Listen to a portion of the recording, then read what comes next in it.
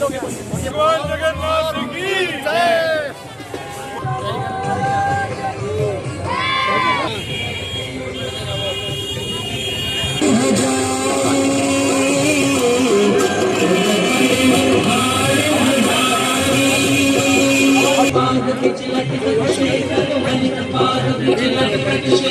स्वामीनारायण भगवान की जय। स्वामीनारायण भगवान की जय।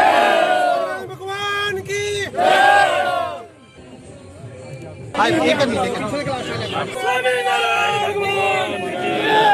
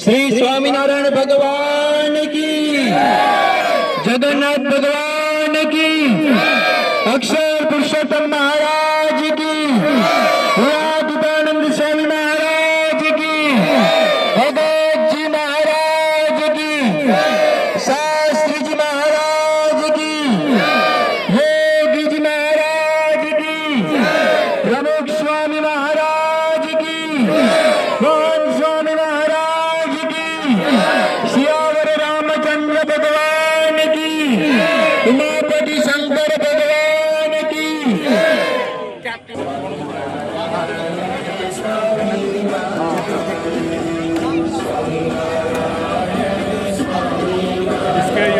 श्री स्वामीनारायण भगवान की, जगन्नाथ भगवान की, कात्यायनी माता की, आज के रथ यात्रा उत्सव की। ये जो रथ यात्रा उत्सव प्रतिवर्ष हम बहुत ही धूमधाम से मनाते हैं और हमारी भारतीय उत्सव परंपरा में ये प्रमुख ये उत्सव है। और जितने भी उत्सव हम हमारी सनातन हिंदू संस्कृति में मनाते हैं, इस सभी उत्सवों के पीछे कोई ना कोई पौराणिक कथा हमारे शास्त्रों में प्राप्त होती है। आज की जो ये रथ यात्रा उत्सव है, ये जगन्नाथपुरी में बहुत ही भव्यता और दिव्यता से मनाई जाती है। लाखों करोड़ों भक्त वहां भगवान के दर्शन करने के लिए पधारते हैं। इस उत्सव के पीछे कथा ये प्राप्त होती है हमारे शास्त्रों में, पुराणों में ये कथा आती है कि जब कंस का वध करने के लिए भगवान श्री कृष्ण वो गोकुल से मथुरा पधारे, और उस वक्त अक्रूर जी उनको रथ में बिठाकर उनको मथुरा ले जाते हैं और बाद में कंस का वध करके उसका मोक्ष करते हैं भगवान श्री कृष्ण। और उस वक्त उसके आनंद में समग्र जो मथुरा वासी है वो भगवान को, बलदेव जी को और सुभद्रा जी को रथ में विराजमान करके पूरे मथुरा में उनकी नगर यात्रा, एक शोभा यात्रा निकाली जाती है। ऐसा कहा जाता है कि तब से ये रथ यात्रा का उत्सव मनाया जाता है। एक कथा ये भी प्राप्त होती है कि द्वारिका नगरी में भी एक बार सुभद्रा जी को विचार आया और उन्होंने भगवान श्री कृष्ण और बलदेव जी से कहा कि मुझे द्वारिका का विहार कराओ, और द्वारिका नगरी मुझे देखनी है। और भगवान अपनी बहन को द्वारिका नगरी में विहार कराने के लिए ले जाते हैं रथ में विराजमान करके, और तब से ये उत्सव मनाया जाता है। दूसरी एक कथा ये भी प्राप्त होती है कि जब भगवान श्री कृष्ण ने अपने पार्थिव शरीर का त्याग कर दिया और उसके बाद उन्होंने मतलब जो बलदेव जी थे और सुभद्रा जी थे वो भालका तीर्थ जो गुजरात में है, ये तीर्थ, वहां पर भगवान श्री कृष्ण ने अपना शरीर का त्याग किया था। और उस वक्त बलदेव जी भगवान श्री कृष्ण के पार्थिव शरीर को उठाकर वो समुद्र में समाहित हो जाते हैं। उनके पीछे पीछे सुभद्रा जी भी समाहित हो जाती है। और बाद में भगवान ने जो जगन्नाथपुरी के राजा थे, इंद्रधुम्न राजा, उनको सपने में दर्शन देकर कहा कि मेरा जो ये शरीर का जो अस्थि है वो वहाँ पर समुद्र में, जगन्नाथपुरी का जो समुद्र है वहाँ किनारे पर मेरा अस्थि आपको प्राप्त होगा, वो अस्थि आप लेने के लिए जाना। और वे वहाँ पर अस्थि दूसरे दिन जैसे स्वप्न में दर्शन हुए थे उस अनुसार वो वहाँ पर गए समुद्र किनारे, तो वहाँ पर उनको अस्थि प्राप्त होते हैं। वो अस्थि को लेकर आते और फिर बाद में भगवान ने दर्शन देकर कहा था कि मेरा एक महामंदिर का निर्माण करना और उसमें मेरी काष्ठ की मूर्ति वहाँ पर आप स्थापित करना, और वो मूर्ति के पीछे ये अस्थि आप वहाँ पर रखना।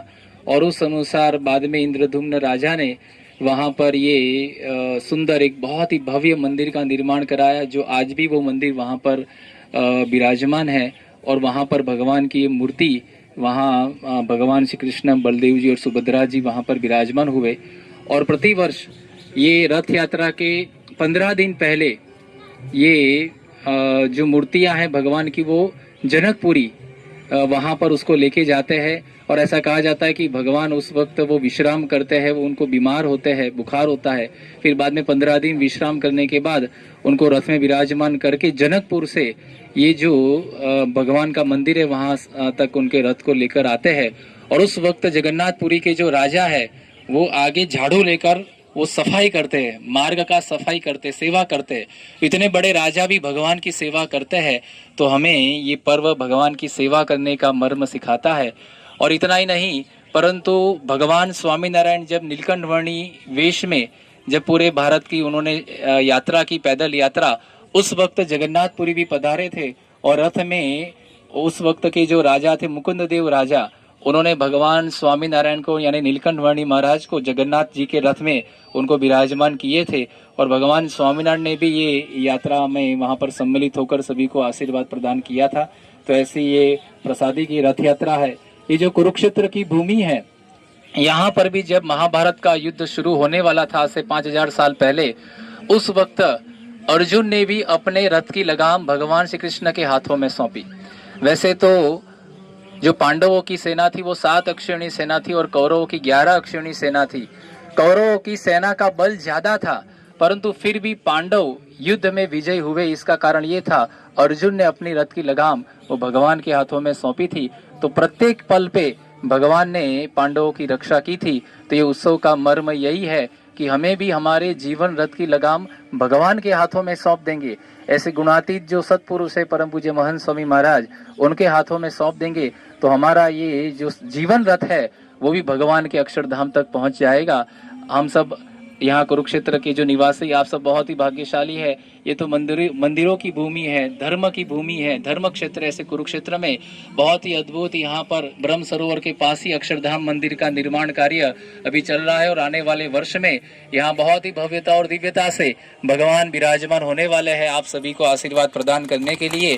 तो आज प्रथम बार यहाँ पर अक्षरधाम मंदिर के द्वारा उनके आयोजित ये रथ यात्रा का यहाँ पर आयोजन हुआ है। आप सभी जो भी भक्तजन यहाँ पर उपस्थित है, भगवान को हम प्रार्थना करते हैं आप सभी तन मन धन से सुखी बने और जो भगवान का रथ यहाँ पर खींचते हैं उनके जीवन रथ को भी भगवान अपने धाम तक ले जाए, सभी सुखी बने।